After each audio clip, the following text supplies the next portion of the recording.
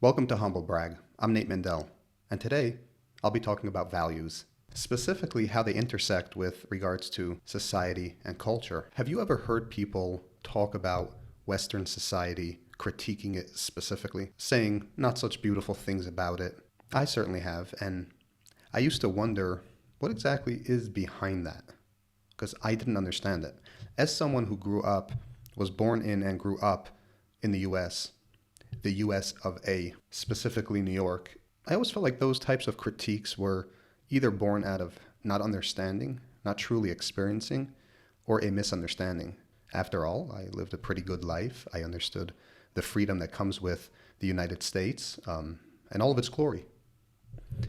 Something has been happening, though, ever since I left the United States and primarily live overseas, and with getting older and just maturing and understanding topics more intimately and profoundly, I'm starting to understand those critiques. Those critiques are starting to resonate with me more and more, and that's what we're going to get into today. First, let's begin with the basics. There is this superiority complex that America has and Americans carry around, which consists of this chip on the shoulder that America is better. And while it is true that many countries or many civilians living in many countries may feel that about their country, I think America has that feeling, or the population living within that country feel that to a little bit more of a high degree than you would see in the rest of the world. The reason for that is directly correlated to the mentality of America and Americans. America as a country and a government grew to be very powerful very quickly. And as a consequence, they became kind of like the police of the earth, right? Butting into everybody's business. They have military bases in almost every country across the world, hundreds, if not thousands of them. So America kind of became like the schoolyard teacher that walks around and pokes into everybody's business. And I believe as a consequence of military might, power, and then also sheer destruction, what America did to some countries, like dropping atom bombs, gave America this superiority complex whereby your average Joe Schmo walking the street feels really prideful about their country, their land. But it's one thing to be prideful about your country, and it's an entirely different thing to take the next step and proclaim to be morally superior. And I believe that in the U.S. of A, that is what takes place in an unspoken manner, meaning it's not like anybody will tell you this outright necessarily. I mean, there may be some people, but not that I'm aware of. It's more like correlation, cause and effect. Because you have that first mover, for lack of a better term, this is the effect of it. So we went from feeling very powerful from a government military standpoint to feeling very powerful morally and ethically. Judeo-Christian values, which permeate, is at the forefront of American society. And going back just some years, there was a strong sense of traditionalism in society. And recently that has been changing. And with those changes come the superiority complex that you had before. In other words, America did establish itself with a pretty strong systems of morale. And they were obviously traditional. So therefore, the population felt morally superior, and for the reasons explained. You know, we don't chop people's heads off anymore. We don't stone them. We don't do those age-old things. Like, we're going to take biblical traditions, values, and morals and modernize it, and we have a country that's functioning really well. But then society began to advance, right? Now, with advancement, with complete freedom, by throwing away God, science, at the forefront and all of this innovation that has been taking place, the traditional values that first made all of it possible, that brought you to where you were, started to be drowned out. And all the new age crap, shall I call it, started to fill the gaps. But the superiority complex that you had from before came along with it. So that demeanor and that behavior where you walk around feeling morally superior, virtue signaling, as they call it these days, that didn't go away. That stayed, even though the values completely changed. Now, I'm not even going to get into all the new age stuff that came along and that is slowly replacing traditional values, but I will say that even before that happened, even with the traditional values, what we had was this feeling like we're doing something better than other societies. And in some respects, we probably were, but not in all. And I would venture to say that this has caused, in a very indirect way, Americans to think that they are morally superior in the sense of government, politics, so on. In other words, we're not corrupt. We have a sound society. We have a bulletproof system. It is the other countries that are corrupt. We're superior. We have real morals and values that have evolved and take into account all modern innovation. And again, in some weird way, we are less corrupt. Obviously, these are assumptions, but these are assumptions that people carry around. I'm talking about regular people think this subconsciously, and it's the way that Americans go about understanding themselves. There's corruption in Middle East. There's corruption in Asia, right? There's corruption in South Africa, and everything that we see on the TV. That's all corrupt. But us, no, we're not that corrupt. And what you learn with time, now with internet and everything being on video, everything being in electronic form, it's nearly impossible to cover up scandals of mega proportions. So what we're learning now with technology and time and maturity is that America is just as corrupt, if not more corrupt, than every other society that we critique and look down on. The only difference is America is corrupt with formality. We put on a nice suit and tie and approach corruption in a very different way, but we are as corrupt, if not more corrupt, than everyone else, than every other society. I believe that there is something innocent in our youth when we are young, when we don't have a lot of experience in life, and when we don't understand society, politics, and human behavior at 15 and 20 years old.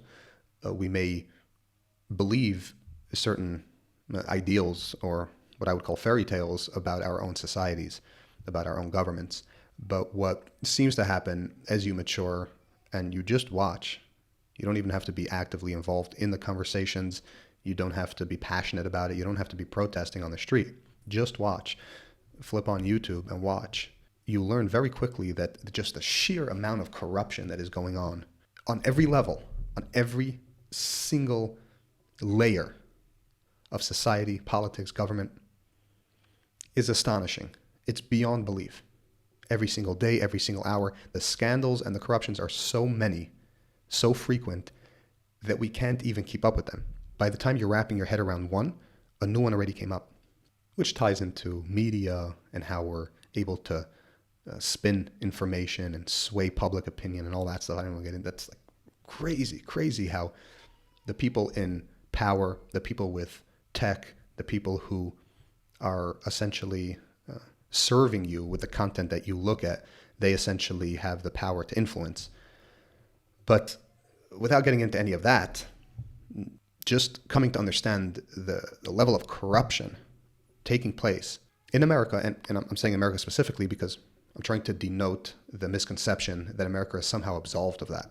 Because what happens is when you start chipping away at the layers, everything begins to crumble. America is not morally superior. They are not less corrupt, and they are not necessarily promoting and influencing their population with healthy and good values. And so all of this stuff has kind of come to light over the past 10 years of just being an observer of what's going on, and maybe challenging myself, sometimes my own beliefs, my own questions about things, and it just becomes more and more apparent of what's taking place. And once you come to that realization, you start being more sympathetic and less rigid about your beliefs of other societies, especially societies that you don't understand. You start traveling, you start going out there, you just simply age and become more mature. You start understanding, whoa, not everything's black and white, right? It's not what CNN or Fox told you. It's not what the TV is saying. There is a reality that takes place, and then there is media companies that have agendas and they have stories to tell, and those stories and agendas and the reality are two completely separate things. Okay, so if we understand this like fundamental landscape if we understand the landscape and these fundamentals of how it kind of operates on a global scale. See, I was focusing on America, but this is essentially the reality in most countries. And that's why I said we're more formal about it. Other countries are just not as proficient in perhaps covering it up, or they don't care to, right? They don't invest the time in making their crimes fancy like we do. America is phenomenal at beautifying the corruption, but that corruption exists on a global scale. And we have to understand, and I don't even care about the politics behind this, you just have to understand history itself. Governments, people of power, high status, anything always operates on either the gray line or on the other side of the line, because there is no way that they can influence, quote unquote, control the population if they follow the same rules that they create. In other words, people who are in high places are essentially above the law. And philosophically, I don't even know if that's a problem. It's more of how this world works. Survival, it ties into the concept of survival of the fittest and the hierarchy. The hierarchy, in a certain sense, has to work that way in order for there to be a society. So I'm not going to get into whether it's good or bad philosophically. I just know that that is what it is, and that is the reality. But let's just say, okay, we understand those fundamental parts of this. Now, what happens is, and this is where the problems begin, we start chipping away and getting rid of, slowly getting rid of traditional values, the values that build the country, the values from which we all come from, our fathers and forefathers, so on. And we start replacing that with, in America specifically, we start replacing that with retardation, absolute and complete madness. And it could be argued where this madness comes from. Is it the way we're living in boxes and in brick buildings that are 100 stories tall, so we're living in little boxes? We drive cars, we don't keep our bodies physically healthy. There could be a million theories why we're essentially losing our mind. But the fact is it's taking place, and it's taking place in a way with such formality, right? All of that stuff, the agendaed leftism, progressivism, wokeism, all the transgender stuff, all of that stuff, all that garbage, all that sewage. Where's that born, right? Where's it born out of? And sickeningly enough, it's actually taking precedence in certain aspects of society. And it's influencing media and social media. And social media essentially influences our youth, which are the future generations. And this is a nasty cycle that is actually turning into a real problem. Now, but what essentially happened is that now you have a society that has all these new age retarded ideas. And when I say retarded, I mean by traditional values, by traditional outlook, we would simply call those ideas retarded and insane on every level, whichever way you think about it. And that's why I call it that. I'm not ashamed to say that I'm a traditional thinker and I think all that stuff is retarded on a million different levels. But how do you introduce those types of retarded ideas into society and actually have it stick? So essentially what's happening is, and this is taking place, and I don't know if it's stoppable or not, but the main point of this episode is just to think about that notion, and all of a sudden this comes full circle. The people who are critiquing Western society to be evil, destructive, bad for humanity, and all this stuff, all of a sudden it's starting to make sense what they're saying. Now I live in a different country, very backed out of politics. I just see some headlines and stuff, and I just watch from afar the struggles that the U.S. is dealing with, the corruption, the scandals, and everything that goes on. And it's becoming, and it sinks in more and more like, oh, this is what these people who are critiquing it, this is what they meant. And it just grows on me, and it grows on me, and I'm like, wow, okay. America is a disgusting place, promoting disgusting values. I shouldn't say it's a disgusting place. The geography and the topography is not to blame, right? But the influence and the people in power, so on and so forth, it's turning into a disgusting society. It makes me want to vomit when I think about it. And what it is also doing, consequently, at the same time, is it is helping me value societies that are keeping to their traditions. It's not because they're ancient and archaic and they don't get it. No, it's actually just the opposite. They are wise and they get it a lot more than you get it. And they understand that the path that you're taking is a path to destruction, which is what we see happening in the US.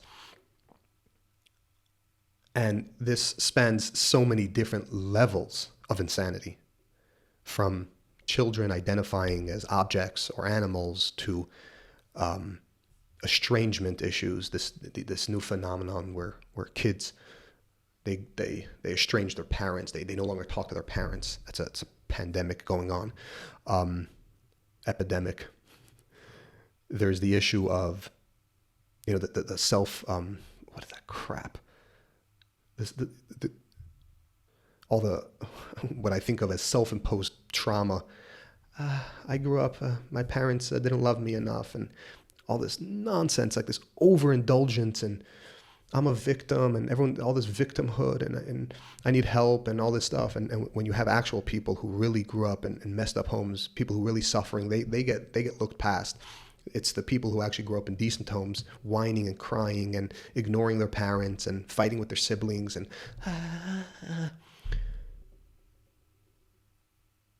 all of that shit is rooted in what the society is pumping into people on social media with large agenda and all that stuff. The cure to this is essentially less social media. I've been weaning off of social media for years, and I cannot tell you, in the first few years, it's difficult. There's a lot of on and off.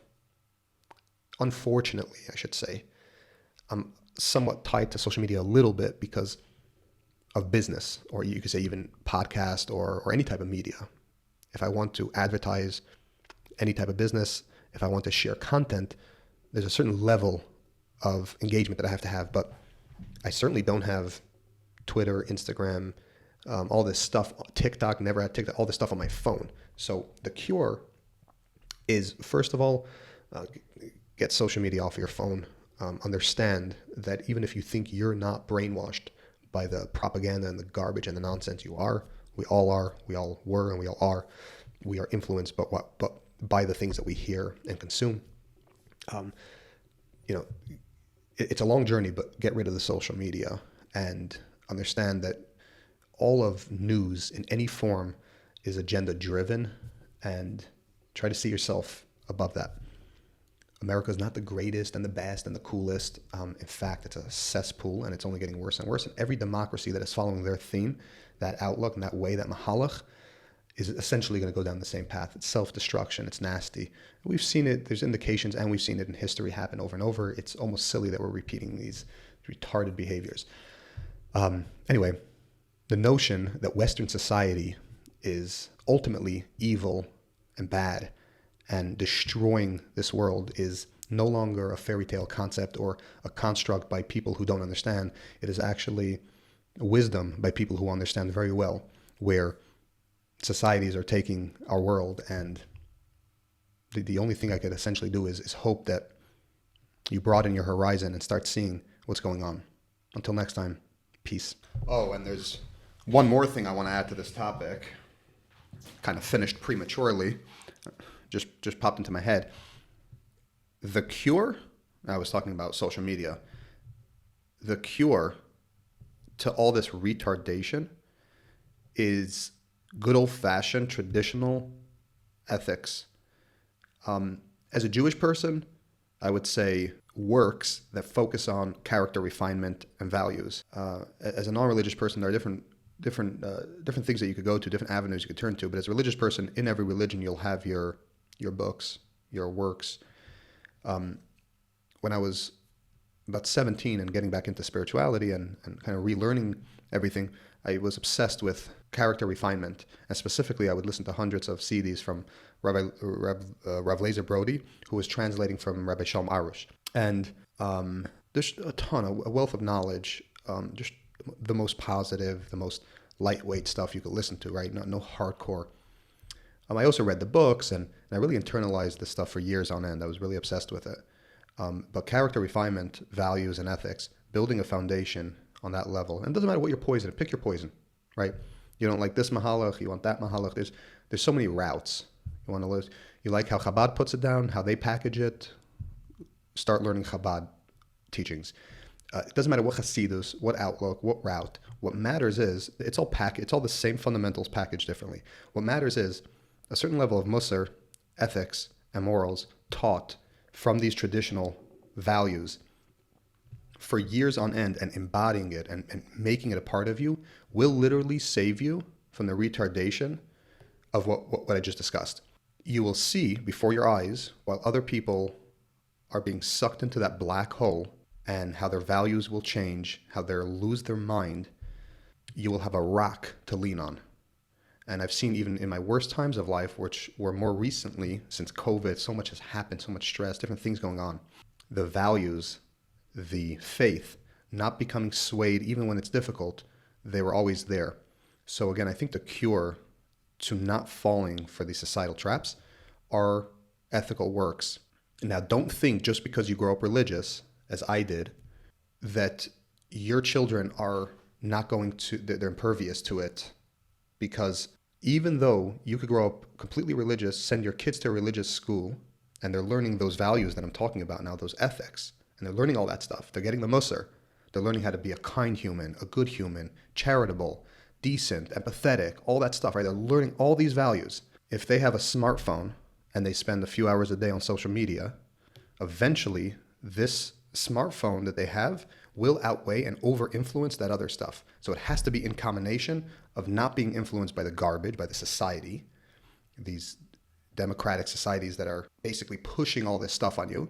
So it's a combination of not allowing that in, but also learning that other stuff. If you learn that other stuff and you create a strong foundation, and you don't indulge in the stupidity, the utter stupidity of social media, combined, you will be essentially immune on a certain level. You have to be very careful, but you will be immune on a certain level from falling into those traps. At least it will give you the tools not to fall into those traps completely and utterly. So good luck.